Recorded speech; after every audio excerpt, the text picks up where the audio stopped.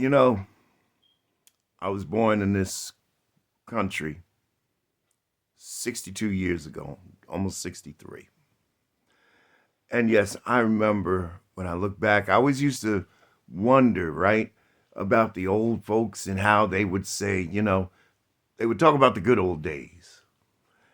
And we used to laugh at them because we said, the hell with the good old days, right? We're living the good old days now. And I'm sure that some of the kids now think these are the good old days. I don't know how, unless they're really misread. But I remember the 60s and the 70s. I remember when Christmas came and people actually observed the Christmas spirit. People were nicer to you on Christmas than they were all year long. People that didn't speak to you on a normal basis would speak to you. I remember going to the Five and Dime.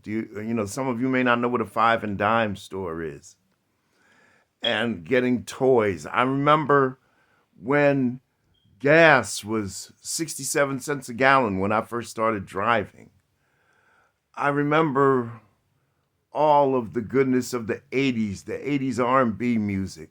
I still play, that's pretty much all I play. I play some older stuff, from the early rock days in the 60s and some 70s stuff, but the 80s had the best R&B.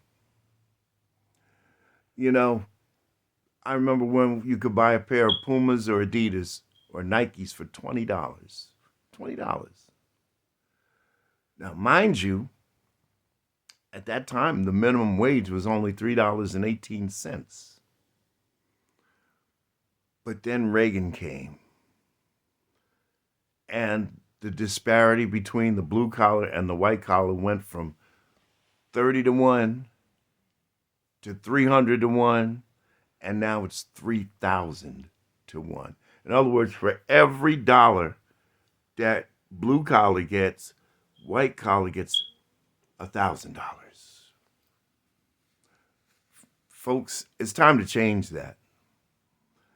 I dream of an America that's sort of like the old days where it was a little bit quieter and the prices and the prices and the income met each other. Things were affordable. I dream of an America where we don't have this division, where we're united, that's when we are unstoppable. I dream of an America where we greet the immigrant like we did in the early 20th century at Ellis Island. Most of the folks today that are screaming about immigrants, their ancestors were immigrants. They came into Ellis Island on ships, and we didn't turn them away. We said, bring us your tired, your weak, and your poor. And there they were. I dream of an America where housing is cheaper, where people can afford an apartment, where corporate landlords aren't robbing them blind.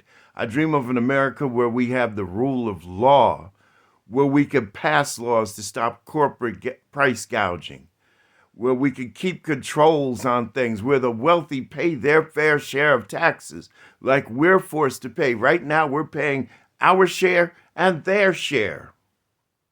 And it's not right.